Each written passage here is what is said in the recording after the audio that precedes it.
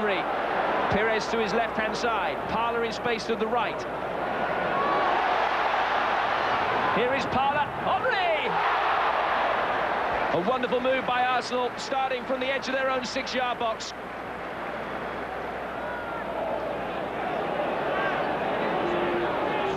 Now Henry. And Perez as it opens up for him! Good save by Weaver. Loosening.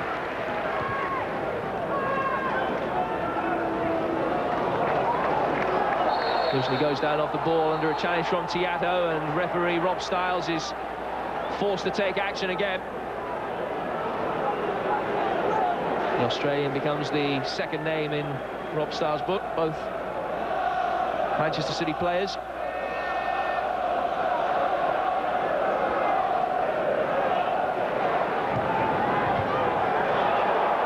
Vieira with the interception, and it works well as a ball upfield for Thierry Henry. Brought down by Tiato, who could be in real trouble, having already been booked. And Danny Tiato is going to be sent off. A second bookable offence, and City are down to 10 men just before half-time. It was a long ball by Patrick Vieira out of defence. Henry's pace had got it past Tiato. Contact was made as the two collided, and Tiato, having received one yellow card 10 minutes or so ago, is ordered off the field. Bergkamp to Ashley Cole, who strikes a free kick brilliantly. Cole, making his first start at Highbury, puts Arsenal into the lead. And City, hit by the blow of having a man sent off, get a double punishment from the free kick.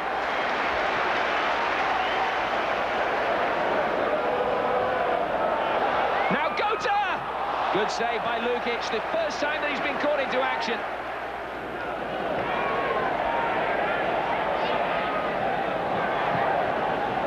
Chavez clearance straight to Freddie Ljungberg. That's been a problem for Manchester City. Here is Ljungberg. Back towards BERGKAMP! An imperious strike by the Dutchman. And Arsenal's lead is doubled. Dennis Bergkamp back in the starting lineup with the so-called rift sealed. And Bergkamp seals City's fate with a crisply taken second. He's done well to get there before the ball drifted out of play. Pryor's missed his kick. Cole with the effort that was charged out. Vieira! What a save by Weaver.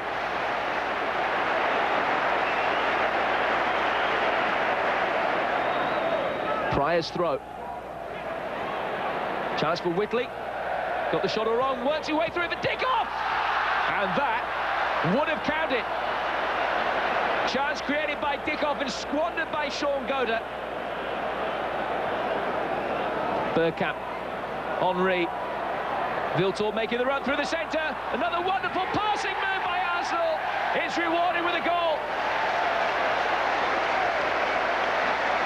And SYLVAIN WILTORD breaks his own goal drought.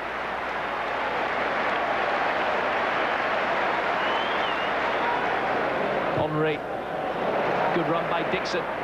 Yeah, Manchester City defending with the full-backs in a central position as Dixon whips it in, and the flick header caused real problems for Weaver. Bergkamp was submitted at the near post. Ljungberg forward for SYLVAIN WILTORD, who will be able to stop the ball going out of play for a goal kick. It's beaten Pryor beautifully.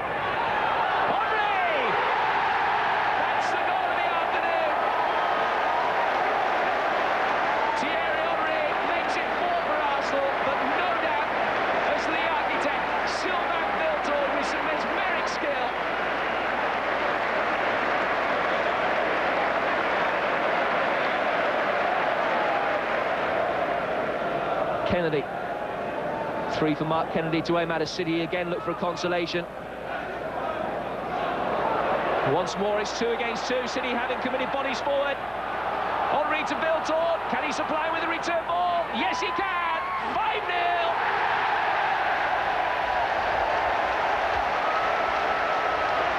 Arsenal with a real example of their title credentials. A fantastic display, particularly in the second half. And Thierry Henry is there to seal the victory. While Aston Villa's search for a striker goes on, The midfield men are chipping in nicely, thank you. Stone produced a gem of a cross, polished off by Ian Taylor. His first league goal of the season. By half-time, it was 2-0, but this time from the other flank. Alan Wright's cross, delicately glanced in by Paul Merson. Merson was having a blinder. The appalling wet weather hadn't dampened his enthusiasm, shades of the form which earned him international recognition. Villa had Boateng in for Hendry. Charlton replaced McDonald with Svensson. And while Villa's strikers couldn't score at one end, they could at the other. The presence of Carl Tyler enough to put off DION Dublin, David James left stranded. As the driving rain worsened, the outlook for Villa improved as they remained unbeaten at home. But while Merson was thwarted by Kiley, Boateng was denied by the woodwork. Aston Villa 2, Charlton. The referee's going to point for the penalty, and Spurs will feel that sloppily conceded. But it's another chance for Jimmy Floyd Hasselbank, who had an early penalty here against Coventry. I'm sure Neil Sullivan will have done some homework.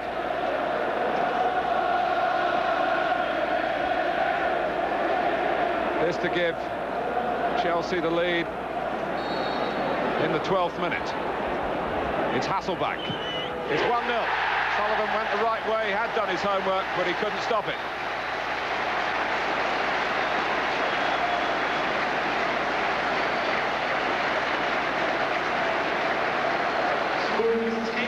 Hard and true into the bottom corner.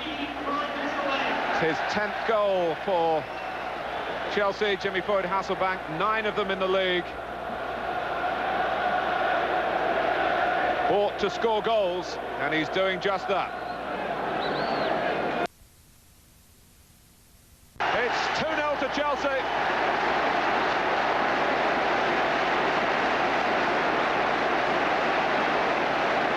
Wise with a cross, glancing touch from Hasselbank, and stooping to conquer, Gianfranco Zola. It's his 37th Premiership goal for Chelsea. He's now scored more under the umbrella of the Premier League than anyone else who's represented the club. And it was a fine finish. And Tottenham here at Stamford Bridge have been...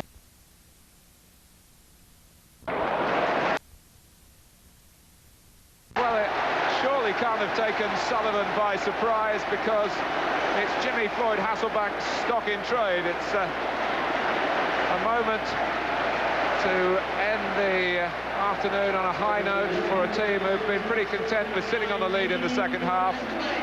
Whether there was a deflection on Hasselbank's shot,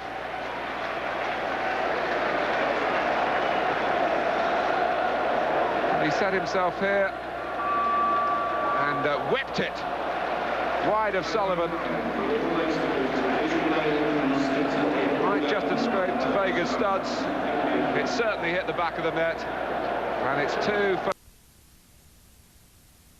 While Ipswich's fluency continues to surprise the Premiership, Middlesbrough's form is certainly stuttering.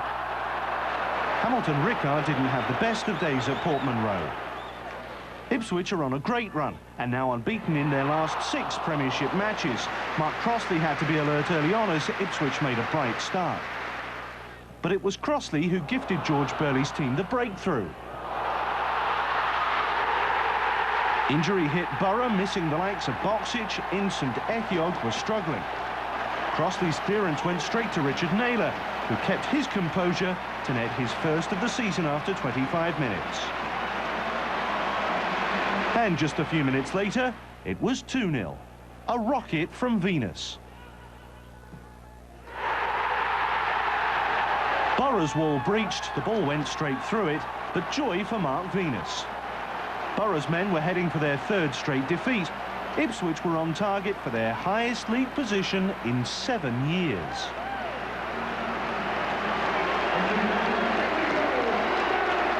In the second half, Borough tried to make a fight of it. They pulled one back when Dean Gordon's long-range free kick left Richard Wright stranded. They may be the Premiership's top scorers away from home, but their recent dip in form must be alarming Brian Robson. It took a heavy deflection to score, so much so it needed quick camera work to track it. But Gordon's goal couldn't lift Borough from the slump, and Ipswich completed a 2-1 victory. If it was a confidence boost Derby wanted, they certainly got it in the 12th minute, when out of nowhere RORY DELAP smacked it home from 30 yards.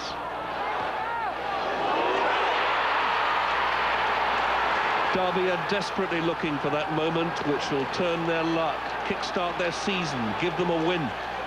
That wasn't to be it. Leicester's MUZZY IZZET was on top of his game for a start. And after just half an hour, he lightened Leicester's gloom with a strike every bit as decisive as DELAP's. Not even the torrential Filbert Street rain could obscure the quality of the goal. Early in the second half, there was the bizarre sight of a direct free kick inside Derby's area, which wasn't a penalty, when referee Graham Pole punished the Derby wall 10 yards. IZZET elected to pass, but Cresswell missed a good chance. Leicester's winner came with 15 minutes to go. Arne Gunnlaugsson on as a sub, turning Derby's defence this way and that. His first goal for Leicester, and what a good one it was. But it was despair for Derby. What's the feeling in the dressing room? Very disappointed. You know, we've taken the lead today, and we should have got something out of the game. But you know, we haven't again. So we just got to put our heads down and work harder. What about Derby? What are your reflections on them? I mean, East Midlands rivalries aside, do they look like a team that should be sort of adrift at the bottom? Not really, no. Every team goes through that. I'm sure they'll bounce back next week. They've got good players, and I'm sure Jim Smith will turn it around. It's just a matter of getting the confidence back in the team, but they're a good team, and I'm sure they'll bounce straight back. That word, confidence again. Peter Taylor's Leicester are over 2 recent defeats and have it by the bucket load. Jim Smith's Derby will take little comfort from kind words. The Stadium of Light isn't the easiest place to visit when you're trying to recover from a 6-1 mauling.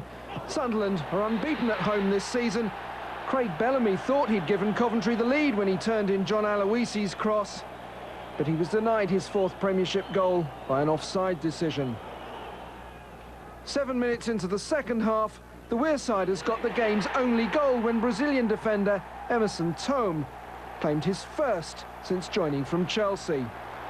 At the other end, Peter Reid has his defence well organised. It's now 416 minutes since they've conceded. Alex Ray came close to adding a second, but one was enough.